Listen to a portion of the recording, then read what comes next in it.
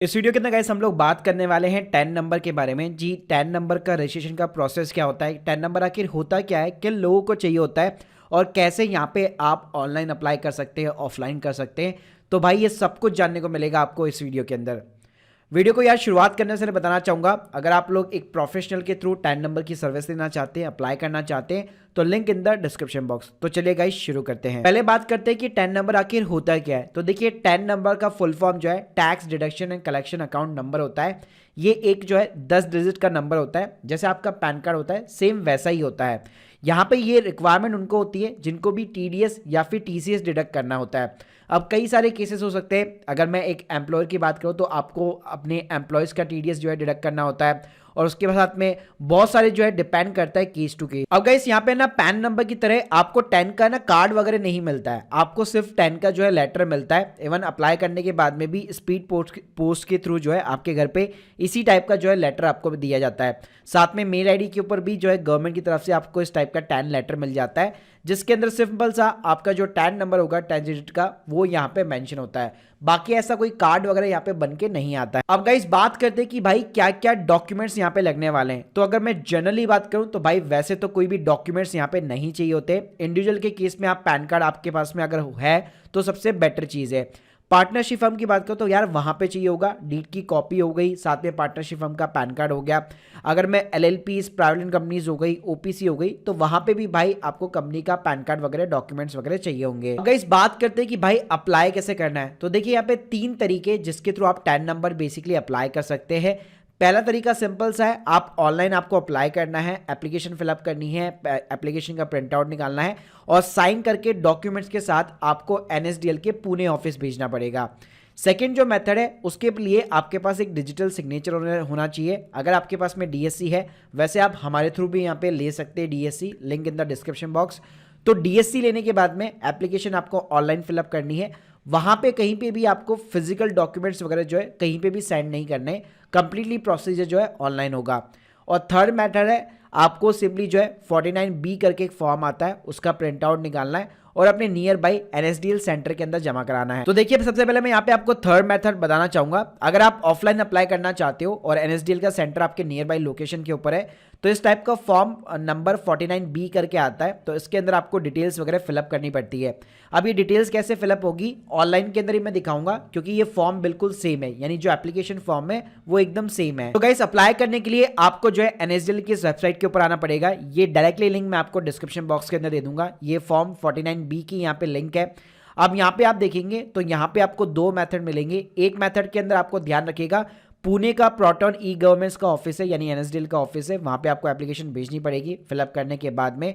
और एक मेथड जो है डीएससी यूजर्स के लिए, वहां पे आपको कहीं पे भी कोई डॉक्यूमेंट वगैरह सेंड नहीं करना है। दोनों के अंदर जो प्रोसीजर है वो सेम चीज होगा। यहाँ पे पेमेंट वगैरह सब कुछ यहाँ पे सेम लगेगा। 75 रुपए की यहाँ पे आपकी फीस लगती है। पहले ये कुछ जो है 65 रुपीज के अराउंड थी, लेकिन अभी जस्ट 24 जुलाई से 2023 से इसकी जो फीस है वो अब 77 रुपए यहाँ पे हो चुकी है। देखिए यहाँ पे सबसे पहले कैटेगरी ऑफ द डायरेक्टर्स पूछने वाला है। तो अगर आप इंडिविजुअली अप्लाई कर रहे हैं या अगर आपकी प्रोप्राइटरशिप फर्म भी है, तो उस केस में आपको ये वाला इंडिविजुअल वाला ऑप्शन सेलेक्ट करना है। अगर आपकी पार्टनरशिप फर्म है तो यहाँ पे आपको फर्म का ऑप्शन मिल जाएगा। अगर आपकी कंपनी है तो कंपनी का ऑप्शन मिल जाएगा। साथ में गाइस आप यहाँ पे जो भी ऑप्शन चूज करेंगे तो आप स्क्रीन के सामने दे सकते हैं, आपका फॉर्म 49B खुल जाता है, बाकी सारे ऑप्शन डिसेबल हो जाएंगे। अगर आपने कंपनी सेलेक्ट किया है तो कंपनी वाला ऑप्शन जो है यहाँ पे जो है ओपन हो जाएगा, और इसी तरह अगर आपने इंडिविजुअल वाला यहाँ पे सेलेक्ट किया है तो यहाँ पे आप देख सकते हैं बाकी सारे डिसेबल हो जाएंगे और इंडिविजुअल वाला जो ऑप्शन है वो यहाँ पे अनेबल हो जाएगा। अब भाई सबसे पहली चीज इसके अंदर जो आपको फिलअप करनी पड़ती है, अपना असेसिंग जो ऑफिसर है उसका आपको एरिया और एओ कोड जो है यहाँ पे फिलअप करना पड़ता है। अब ये जनरली लोगों को नहीं पता, तो यहाँ पे ऊपर आपको एक लिंक दी गई होगी, इसके ऊपर आपको सिंपली क्लिक करना है। अब गाइस यहाँ पे आपकी जो भी सिटी है तो आप सिटी वाइज यहाँ पे सर्च कर सकते हैं। जैसे कि मान लीजिए मैं जे के ऊपर चला जाता हूँ, जयपुर के लिए। तो जैसे मैं जे के ऊपर गया तो यहाँ पे आप देख सकते हैं जे से सारी सिटीज के नाम आ चुके हैं। अब मैं यहाँ पे जयपुर के ऊपर क्लिक करूंगा तो यहाँ पे मेरे को एरिया वाइज जो है जितने भी मेरी असेसिंग ऑफिसर्स है उन सभी के यहाँ पे मेरे को कोड बता देगा। तो मुझे अब कुछ नहीं करना, अपना एरिया कोड, एओ टाइप हो गया, रेंज कोड और एओ नंबर, एग्जैक्टली यहाँ पे जो भी चीज लिखी हुई है वो मेरे को अपनी एप्लीकेशन के अंदर इंसर्ट करनी है। उसके बाद में गाइस आपको आना है नीचे। अगर आपने यहाँ पे इंडिविजुअल सेलेक्ट किया है तो आपको इंडिविजुअल वाले ऑप्शन के अंदर यहाँ पे डिटेल्स फिलअप करनी है और नॉमिनल सी डिटेल्स है कि एप्रोप्रिएट कैटेगरी हो गई, जैसे इंडिविजुअल हो गया, फिर टाइटल के अंदर अगर आप श्री लगाना चाहते हैं तो श्री हो गया, उसके बाद में आपका सरनेम हो गया, आपका फर्स्ट नेम हो गया, आपका मिडिल नेम वगैरह हो गया। फिर अगर आप नीचे जाएंगे तो यहाँ पे आपसे एड्रेस पूछा जाएगा, तो यहाँ पे आपको सिंपली अपना एड्रेस डालना है, फ्लैट नंबर, डोर नंबर वगैरह हो गया, कौन सा एरिया है, टाउन है, स्टेट है, पिन कोड है, ये बेसिक सी डिटेल्स आपको फिलअप करनी है। उसके बाद में गाइस यहाँ पे नेशनलिटी ऑफ द डायरेक्टर पूछने वाला है, तो यहाँ पे आपको जैसे इंडियन सेलेक्ट करना है। उसके बाद में आपका यहाँ पे पैन नंबर पूछेगा, तो अगर आप इंडिविजुअली अप्लाई करने हैं तो अपना पर्सनल जो पैन कार्ड नंबर है वो डाल सकते हैं। पार्टनरशिप फर्म के केस में पार्टनरशिप का फर्म का पैन कार्ड नंबर हो गया, कंपनी वगैरह है तो फिर उनका पैन कार्ड हो गया। उसके बाद में गाइस अगर आपके पास कोई एग्जिस्टिंग टैन नंबर है तो वो आप यहाँ पे इंसर्ट कर सकते हैं, वरना इसको आप ब्लैंक रख सकते हैं। फिर नीचे 6 नंबर पे यहाँ पे IV के अंदर आपको सिंपली अपना पर्सनल नाम डालना है। उसके बाद में आप किस कैपेसिटी के अंदर इस एप्लीकेशन को सबमिट कर रहे हैं। अगर आप एक प्रोप्राइटरशिप फर्म चला रहे हैं तो आप प्रोप्राइटर हो जाएंगे, अगर आप एक फर्म चला रहे हैं तो आप पार्टनर हो चुके हैं, अगर आप कंपनी चला रहे हैं तो आप डायरेक्टर हो सकते हैं। उसके बाद में गाइस यहाँ पे नीचे आपको लोकेशन डालनी है। उसके बाद में यहाँ पे GSTN पूछेगा, लेकिन आपके पास में नहीं है तो उसको आप ब्लैंक वगैरह छोड़ सकते हैं। फिर नीचे आती है पेमेंट डिटेल्स। अब इसके अंदर आपको 3 ऑप्शन मिलने वाले, डिमांड ड्राफ्ट और चेक हो गया, जो कि आजकल ऑब्वियसली बात है कोई भी यूज में नहीं लेता है। नेट बैंकिंग की बात करूं यहाँ पे तो यहाँ पे आपको बेस्ट ऑप्शन मिल जाएगा, लेकिन ध्यान रखिएगा इसके अंदर कुछ सेलेक्टेड बैंक ही यहाँ पे बेसिकली अवेलेबल है। अगर मैं बैंक की लिस्ट की बात करूं तो मेजरली जितने भी हमारे इंडिया में बड़े बैंक है सभी की यहाँ पे रिटेल और कॉर्पोरेट बैंकिंग दोनों यहाँ पे बेसिकली काम कर जाए। उसके बाद में गाइस यहाँ पे फाइनल आपको सबमिट का बटन मिल जाता है। अगर यहाँ पे मैं DSC वाले केस में बात करूं तो यहाँ पे भी सेम पूरी एप्लीकेशन होगी, एक हल्का सा चेंज होगा वो बता देता हूं। तो यहाँ पे देख सकते हो यहाँ पे चेंज ही होगा DSC वाली एप्लीकेशन के अंदर कि यहाँ पे आपको DSC बेस एप्लीकेशन मिल जाएगी और गाइडलाइंस यहाँ पे दी हुई है।